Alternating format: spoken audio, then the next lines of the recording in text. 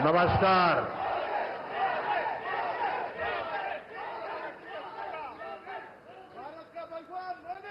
बेंगलुरु नगರದ ಆತ್ಮೀಯ ನಾಗರಿಕ ಬಂಧು ಭಗಿನಿಯರೇ, ನಿಮಗೆಲ್ಲ ನನ್ನ ನಮಸ್ಕಾರಗಳು.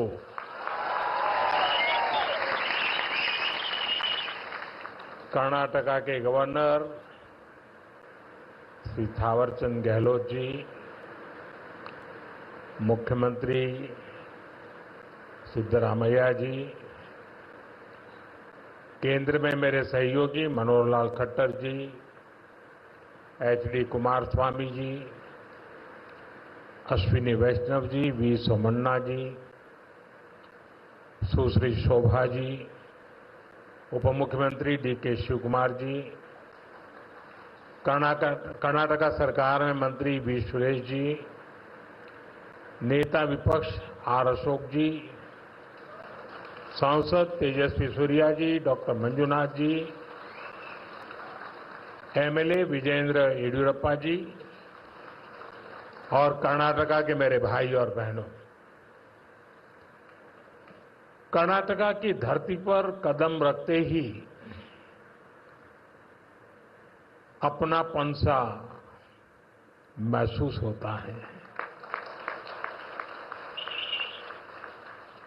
यहाँ की संस्कृति, यहाँ के लोगों का प्यार और कन्नड़ा भाषा की मिठास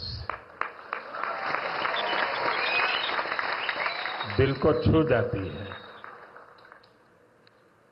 सबसे पहले मैं बेंगलुरु शहर की अधिष्ठात्री देवी अन्नम्मा ताई के चरणों में प्रणाम करता हूं।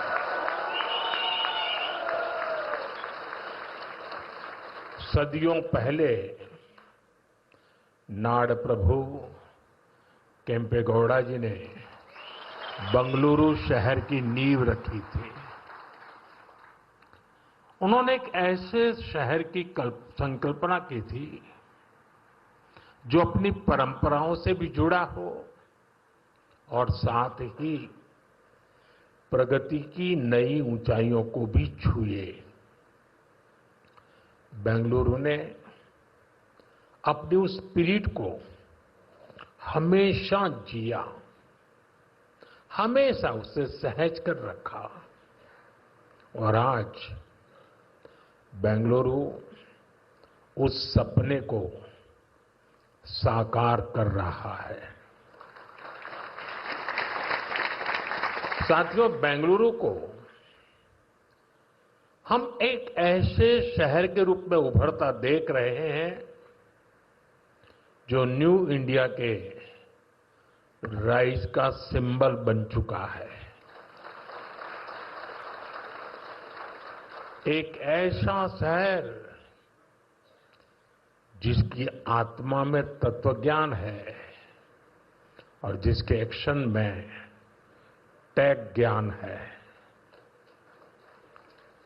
एक ऐसा शहर जिसने ग्लोबल आईटी मैप पर भारत का परचम लहराया है।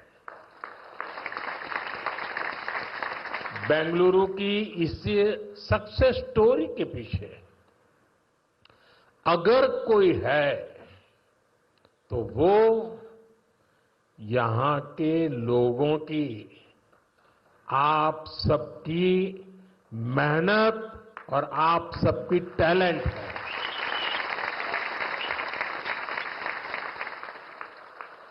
फ्रेंड्स, 21वीं सदी में अर्बन प्लानिंग और अर्बन इंफ्रास्ट्रक्चर हमारे शहरों की बहुत बड़ी आवश्यकता है।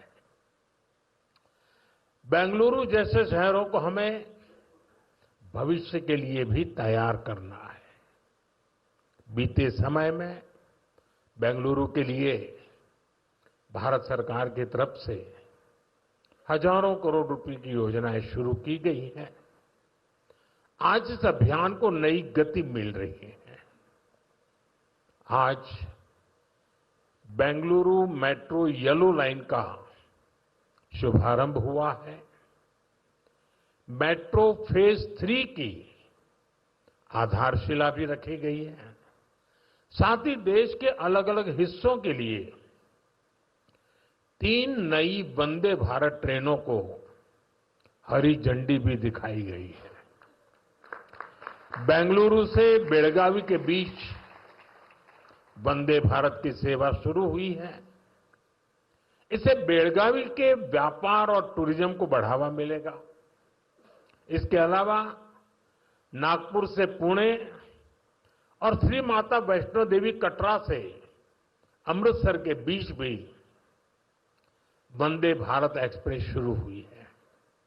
इससे लाखों श्रद्धालुओं को लाभ होगा, पर्यटन को बढ़ावा मिलेगा। मैं इन सभी प्रोजेक्ट्स के लिए वंदे भारत ट्रेनों के लिए बेंगलुरु, कर्नाटका और देश के लोगों को बहुत बहुत बधाई देता हूं। साथियों, आज ऑपरेशन सिंदूर के बाद मैं पहली बार बेंगलुरु आया हूं।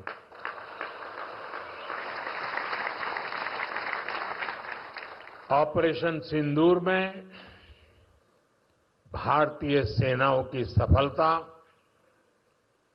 सीमा पार कई किलोमीटर भीतर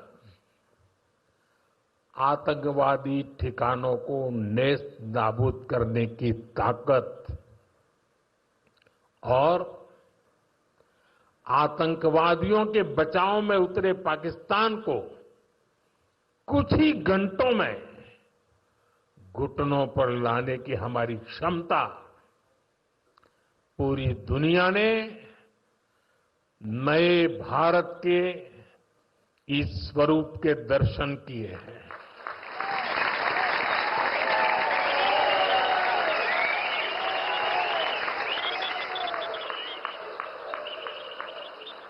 ऑपरेशन सिंदूर की सफलता के पीछे बहुत बड़ी वजह हमारी टेक्नोलॉजी और डिफेंस में मेक इन इंडिया की ताकत है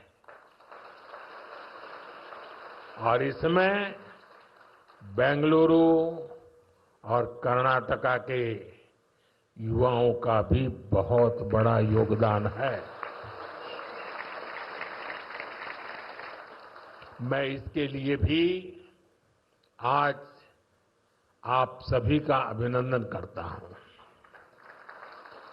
साथियों, आज बेंगलुरु की पहचान दुनिया के बड़े सिटीज के साथ होती है।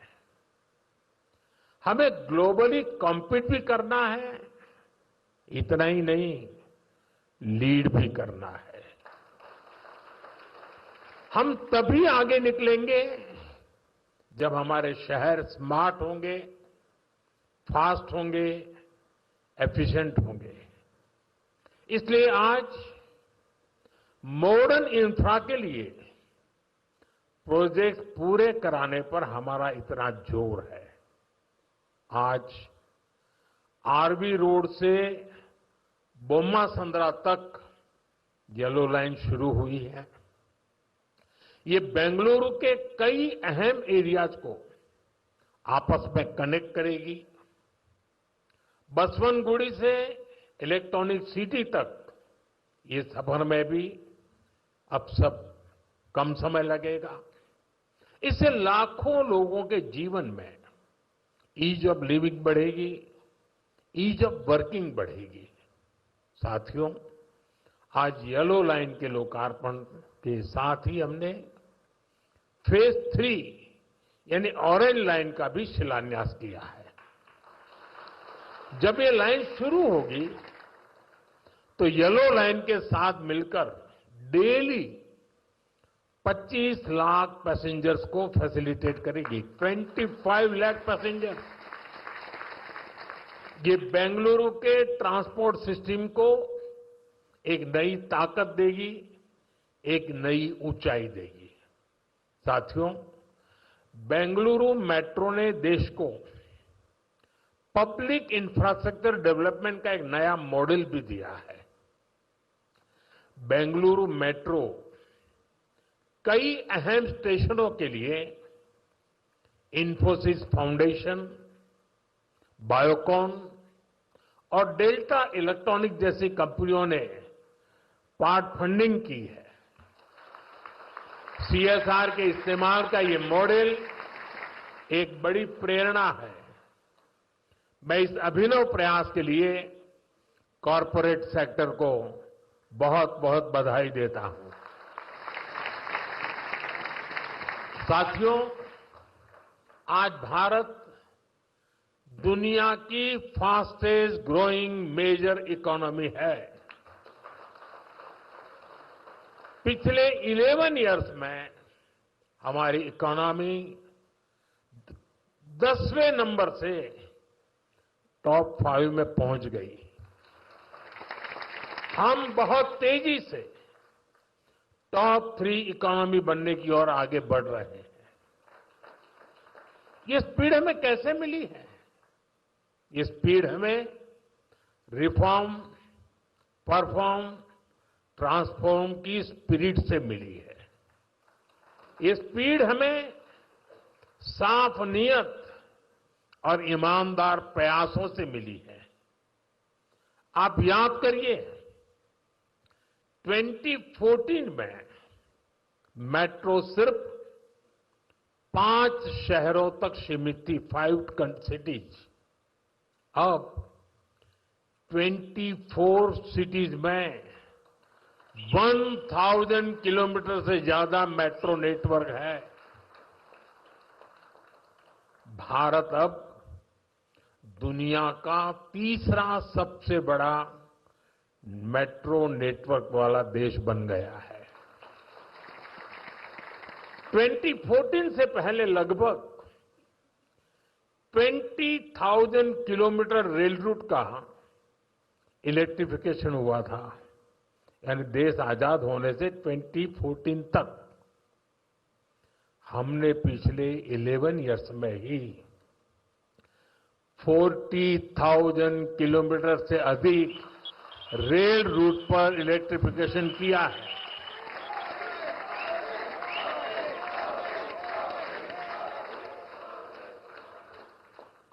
साथियों, जल, थल, नभ कुछ भी अछूता नहीं रखा है। फ्रेंड, जमीन ही नहीं, देश की उपलब्धियों का परचम आसमान में भी लहरा रहा है। 2014 तक भारत में सिर्फ 74 एयरपोर्ट थे। अब इनकी संख्या बढ़कर 160 से ज्यादा हो गई है।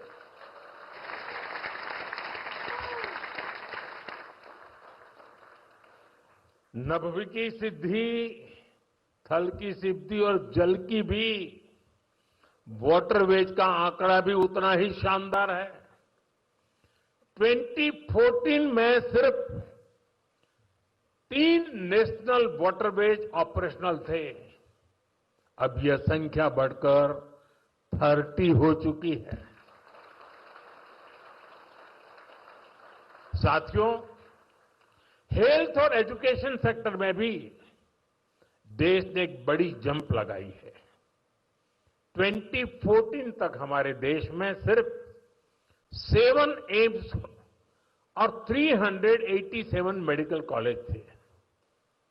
अब 22 एम्स और 704 मेडिकल कॉलेज लोगों की सेवा में जुटे हैं। बीते 11 साल में देश में मेडिकल की 1 लाख से ज्यादा नई सीटें जुड़ी है। आप कल्पना कर सकते हैं इससे हमारे मिडिल क्लास के बच्चों को कितना फायदा है। इन 11 वर्षों में आईआईटी की संख्या भी 16 से बढ़कर 23, ट्रिपल आईटी की संख्या 9 से बढ़कर 25 और आईएम्स की संख्या 13 से बढ़कर 21 हो चुकी है।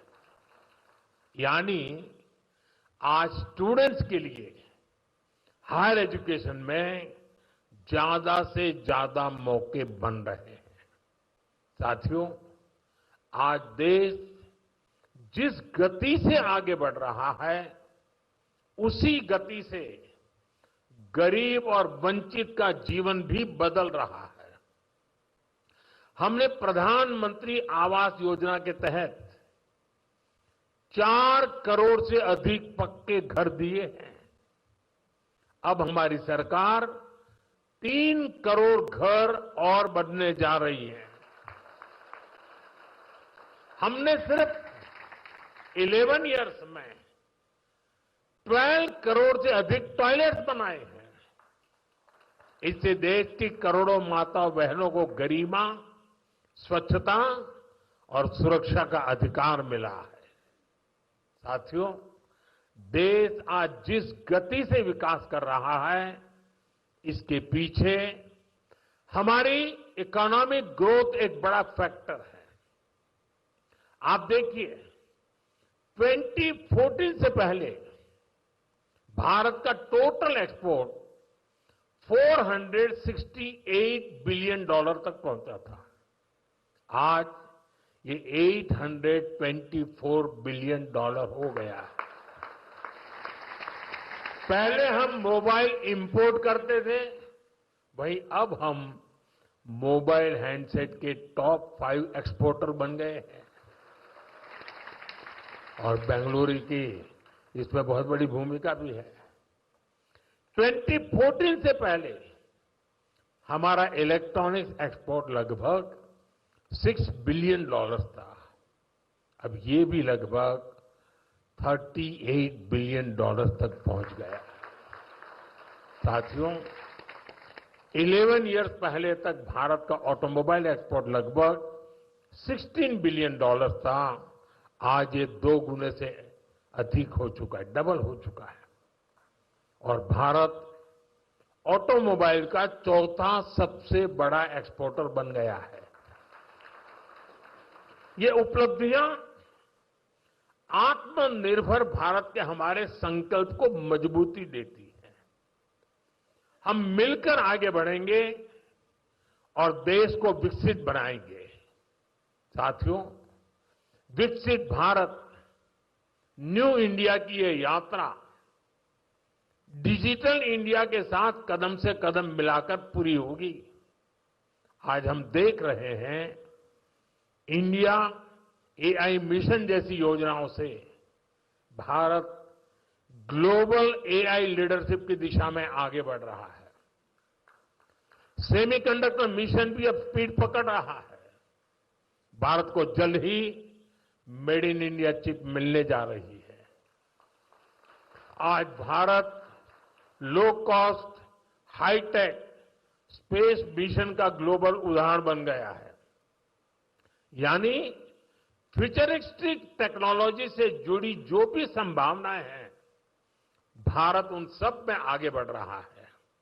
और भारत के इस एडवांसमेंट की सबसे खास बात है empowerment of poor.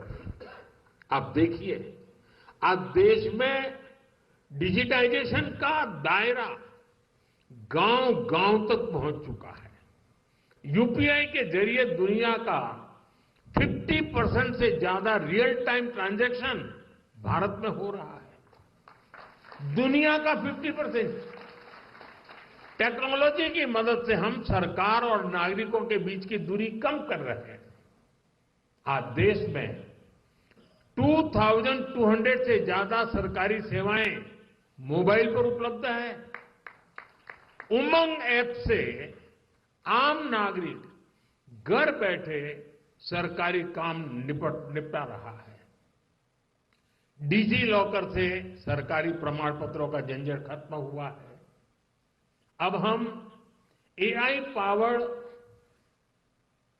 Threat detection जैसी टेक्नोलॉजीज में भी निवेश कर रहे हैं। हमारा प्रयास है कि देश में डिजिटल रिवॉल्यूशन का फायदा समाज के आखिरी व्यक्ति तक पहुंचे। और इस प्रयास में बेंगलुरु, पूरी सक्रियता से काम कर रहा है। साथियों, वर्तमान उपलब्धियों के बीच अब हमारी अगली बड़ी प्राथमिकता होनी चाहिए टेक आत्मनिर्भर भारत। इंडियन टेक कंपनियों ने पूरी दुनिया में अपनी छाप छोड़ी है। हमने पूरे वर्ल्ड के लिए सॉफ्टवेयर और प्रोडक्ट्स बनाए हैं। अब समय है हम भारत की जरूरतों को और ज्यादा प्रायोरिटी दें। हमें नए प्रोडक्ट्स डेवलप करने में और तेजी से आगे बढ़ना है। आज हर डोमेन में सॉफ्टवेयर और ऐप्स का इस्तेमाल हो रहा है। इसमें भारत नई ऊंचाई पर पहुंचे, ये बहुत जरूरी है। जो इमर्जिंग फील्ड्स है, हमें उनमें भी लीड लेने के लिए काम करना होगा। हमें मेक इन इंडिया में मैन्युफैक्चरिंग सेक्टर में भी बेंगलुरु और कर्नाटका की प्रेजेंस को और मजबूत करना है।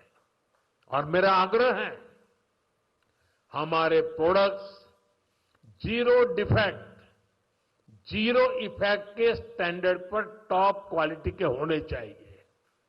यानी बिना डिफेक्ट वाले प्रोडक्ट हो और उन्हें बनाने का नेगेटिव इफेक्ट पर्यावरण पर भी न पड़े। मेरी अपेक्षा है कर्नाटका का टैलेंट आत्मनिर्भर भारत के इस विजन को लीड करे। साथियों, केंद्र सरकार हो या राज्य सरकार, हम सभी जनता की सेवा के लिए हैं। हमें देशवासियों की बेहतरी के लिए साथ मिलकर कदम उठाने हैं। इस दिशा में एक जो सबसे जरूरी जिम्मेदारी है वो है नए रिफॉर्म्स। बीते एक दशक में हमने लगातार रिफॉर्म्स को आगे बढ़ाया है। उदाहरण के तौर पर भारत सरकार ने कानूनों को डीक्रिमिनलाइज करने के लिए जन विश्वास बिल पास किया है और अब इसका जन विश्वास 2.0 भी पारित करने जा रहे हैं। राज्य सरकारें भी ऐसे कानूनों की पहचान कर सकती हैं जिनमें अनावश्यक आपराधिक प्रावधान हैं, उन्हें खत्म किया जा सकता है। हम मिशन कर्मयोगी चला रहे हैं ताकि सरकारी कर्मचारियों को कॉम्पिटेंसी बेस्ड ट्रेनिंग दी जा सके। राज्य भी अपने अधिकारियों के लिए इस लर्निंग फ्रेमवर्क को अपना सकते हैं। हमने एस्पिरेशनल डिस्ट्रिक्ट प्रोग्राम और एस्पिरेशनल ब्लॉक प्रोग्राम पर बहुत जोर दिया है। राज्य भी इसी तरह अपने यहां ऐसे क्षेत्रों की पहचान कर सकते हैं जिन्हें विशेष ध्यान की आवश्यकता है।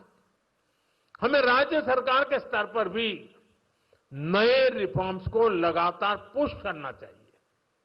मुझे विश्वास है हमारे ये साझे प्रयास कर्नाटका को विकास की नई ऊंचाई पर ले जाएंगे। हम साथ मिलकर विकसित भारत के संकल्प को पूरा करेंगे। इसी भाव के साथ मैं एक बार फिर आप सभी को इन डेवलपमेंट प्रोजेक्ट की बहुत बहुत बधाई देता हूं। बहुत बहुत धन्यवाद।